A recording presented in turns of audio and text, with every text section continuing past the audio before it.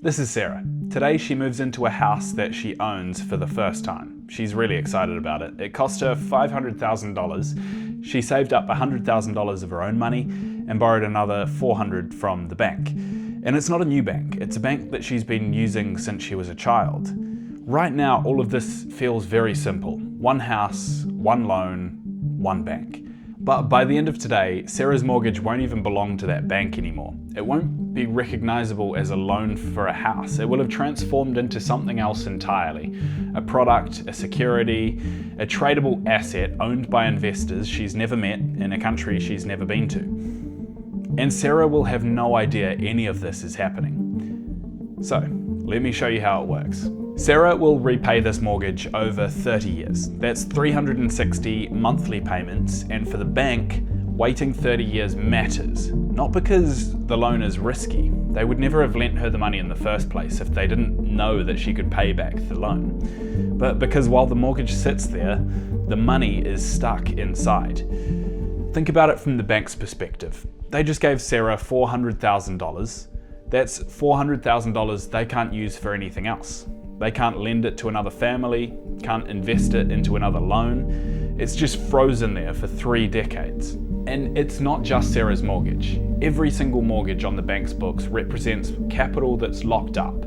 If you're a bank and you want to keep growing, keep lending, keep making money, this is a problem. It's a liquidity problem. So instead of waiting 30 years to collect it, they do something which kind of sounds insane when you first hear it. They sell Sarah's mortgage. Nothing dramatic happens to Sarah. The house doesn't change. She keeps making the same monthly payments, but now the bank gets its money back. Cash replaces the loan on the balance sheet. And from the bank's point of view, the story is finished. What happens to the mortgage now doesn't matter.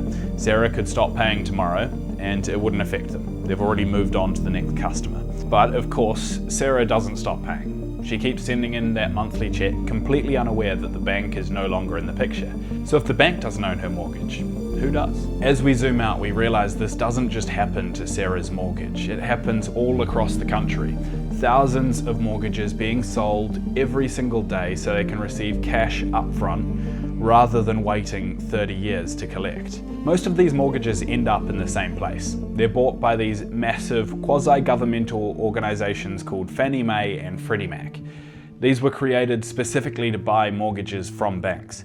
The government's thinking was, if banks can sell these mortgages and get liquid again, they'll make more loans, which means more people can buy homes, which is good for the economy. So Fannie Mae shows up and says to Sarah's bank, we'll pay you what you would have received from Sarah over the next 30 years in principal and interest payments, but just slightly less. We'll take a bit of a cut and then we'll give you the rest up front. To the bank, that's a great deal. They get almost all their money back immediately, and now they can turn around and make a ton more loans with the same capital. But here's the thing, Fannie Mae don't want to wait either. They're not going to sit there and collect Sarah's mortgage payments for the next 30 years. That would kind of defeat the purpose. They're definitely not in the waiting business either. They're in the manufacturing business. This is where Sarah's mortgage goes next. Not to another bank, but to a factory. And at this point, mortgages stop being treated like homes and start being treated like ingredients, raw materials to build a product. On its own, Sarah's mortgage is small and simple. Sarah borrows money, she pays it back with interest over time. The relationship is direct, personal. But when you stack it together with thousands of mortgages, that relationship completely disappears. So Fannie Mae takes Sarah's mortgage and bundles it with mortgages from people in Florida, Texas, California, Michigan, all over the country. Different house prices, different interest rates, different borrowers. Maybe they take 1,000 mortgages representing $300 million in total value. This pool is now generating cash flow. Every month, all 1,000 of those borrowers are making their mortgage payments, and all that money is flowing into one pool. Let's say it's $15 million a year, a steady, predictable stream of income. But this is where it gets really interesting, because now Fannie Mae can shape this pool into different products depending on what investors want. Imagine a buyer with money to invest. They're a picky customer. They want this exact amount of risk with this exact amount of return. You can't get that from one ingredient, one single mortgage, but when you shape and mold thousands of ingredients together, you can create the perfect product. So they slice this pool into layers. It's called tranching. The top layer is the senior tranche. They get paid first, which makes it the safest, but it has lower returns.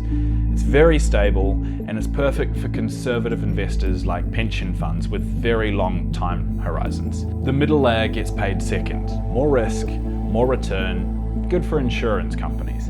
And then the bottom layer, the equity tranche, only get paid after everyone else. This is the highest risk, but also the highest potential return. This is for hedge funds and aggressive investors. It's the same pool of mortgages, but you've got 3 different products, each with a different risk profile, each tailored to meet different investors' demands.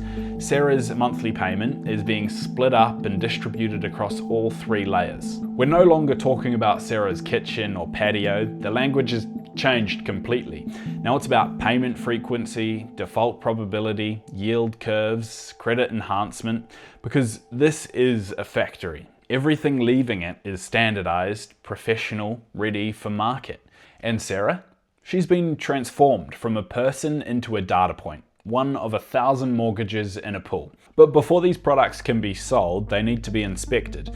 In the real world, that job is done by credit rating agencies. Moody's, Standard & Poor's, Fitch. These are the gatekeepers. Their role isn't to look at one mortgage, but all the ingredients together, the entire pool, and translate that complexity into something simple. A grade. AAA at the top, that's the safest, then AA, A, triple B, then all the way down to junk status at the bottom. This rating determines everything. How much the product sells for, who's allowed to buy it, how risky the market thinks it is. And here's where things get interesting. These rating agencies that are giving out these grades, they're not government regulators, they're private companies, and they get paid by the investment banks who are packaging and selling these securities.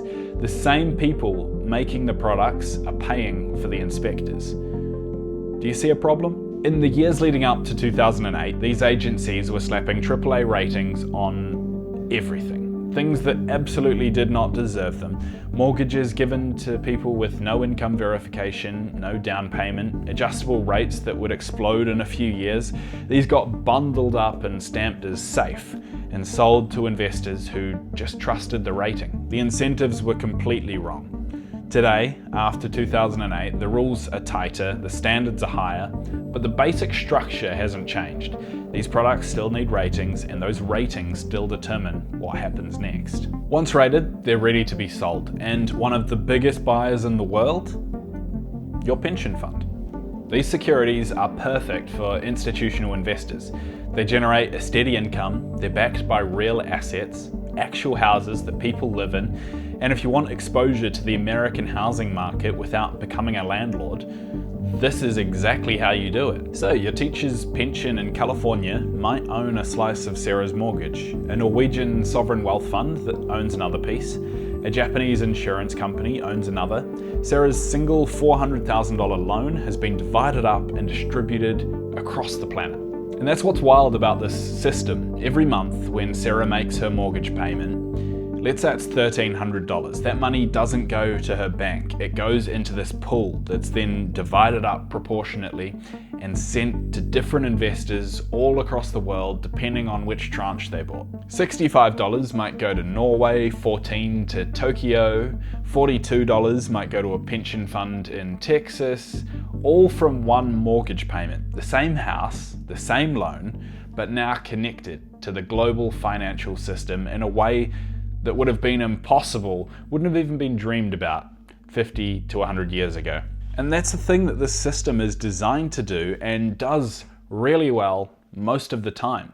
It creates liquidity, it allows capital to flow efficiently, banks can make more loans, more people can buy homes, investors get stable returns. It's genuinely a remarkable piece of financial engineering.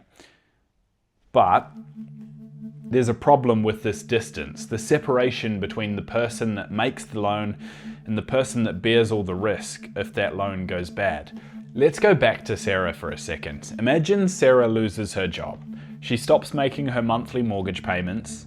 In the old system, This was between her and her bank. The bank knew her, they had a relationship, they might work something out because it was in both of their interests. But now, Sarah's missed payment flows into the pool.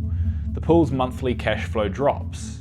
The investors holding securities backed by that pool start getting less money than expected. The rating agencies take notice. That AAA rating starts to look shaky. The price of the security drops.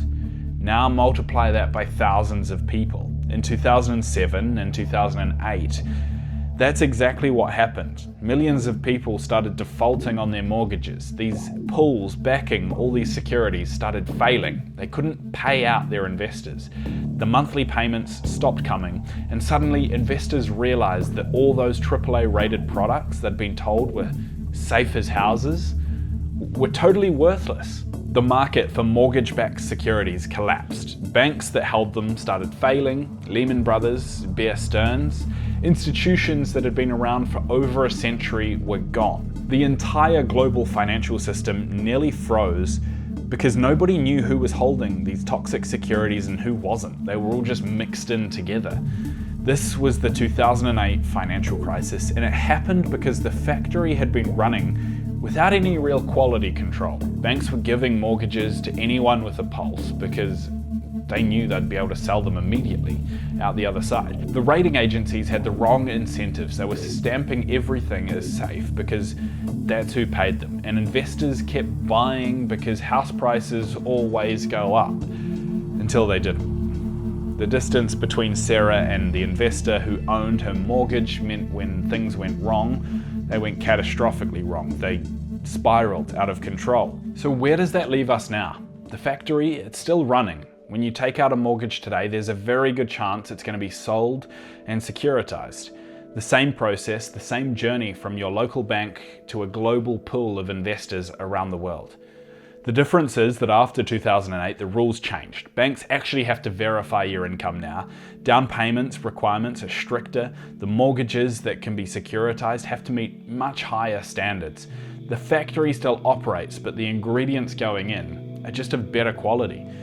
The fundamental structure, though, that hasn't changed. The factory is still transforming personal relationships between you and your bank manager into these financial products that span the globe. Your mortgage is still probably owned by someone you've never met in a place you've likely never been to. And Sarah, she's still in her house, still making that monthly payment, completely unaware that her mortgage is now owned by a pension fund in Norway, a hedge fund in Singapore, and an insurance company in Germany. And it is remarkable. This system isn't inherently good or bad, it's a tool. When used responsibly, it genuinely does democratize homeownership. It creates opportunity, it allows capital to flow where it's needed, but when the incentives get misaligned, when nobody's bearing the risk of bad loans, when everyone's trying to make a quick profit and pass the risk to someone else, it can blow up the entire economy. The same factory that helps millions of people buy their first home is also the factory that nearly destroyed the world economy in 2008. And it all starts with someone like Sarah walking into a bank and taking out a loan to buy a house. One loan, one bank, one house. Except it's never really that simple, is it?